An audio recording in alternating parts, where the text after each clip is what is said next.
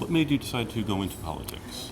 I always was interested in it, and I loved, this may not answer it, but I loved the stories of politicians. I remember reading Ed Flynn's You're the Boss. He was a boss of politics, Tammany Hall in the Bronx. He was,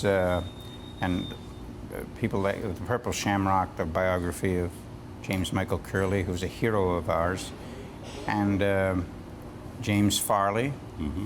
Behind the Ballots was his book, and those were, I just loved all of it. So, now, did you ever have a chance to meet or see James Michael Curley? I did, yeah. I was at the Hotel Bellevue.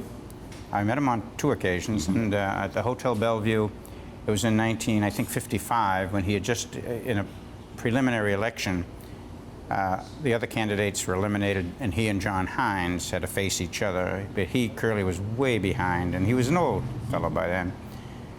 And I met him then. And what I loved about it was while he was far behind, and things were tough, and his entourage, they were all old people, and people, they're not of great prominence or resource, but he asked the microphones be set up out onto the street, the Hotel Brunswick. And he said that he's like John Paul Jones on the deck of the burning Bonhomme, Richard. We have just begun to fight. We will never surrender. And all. Oh, we could have marched on City Hall.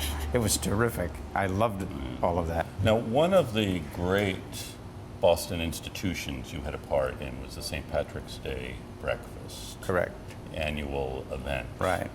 Can you tell us anything about how that came to be, or favorite moments? Well, I loved it because, and Congressman Moakley, he, the senator by tradition, is the host of the breakfast. But Moakley quickly recognized that the state representative, myself, loved to ham it up. And so he would call me up and let me do so. And it was at Dorgan's at the corner of G and Columbia Road, and then ultimately elsewhere. But I really loved it. It was a big pivotal moment in the election season, and I would put on the brogue. And my mother, she's born in Charlestown, my father in the North End, and their parents are from the old country, but I still remember my mother saying, "When did you become so Irish?" I said, "When I realized 80% of the voters around here are Irish." And I used to enjoy hamming it up, just to, and so that was a big moment, and I loved it all. Now, was it important to learn a lot of Irish songs? I don't know whether it was important, but it certainly helped me.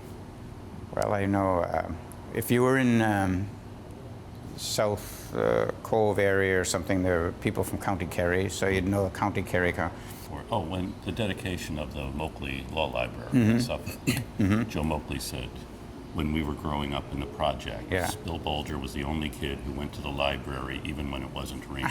Yeah, that was Joe, yeah. Joe Moakley and I were good friends. And I lived at 41 Logan, and he lived at 51 Logan, right near by each other. And he was a good friend, an older fellow, and always faithful to me. I'm fortunate to have known him. And he had a very good sense of it all. No big speechifying about it. He just gave it his best. And it's his actions that really are a testimony to his wonderful sense of public service.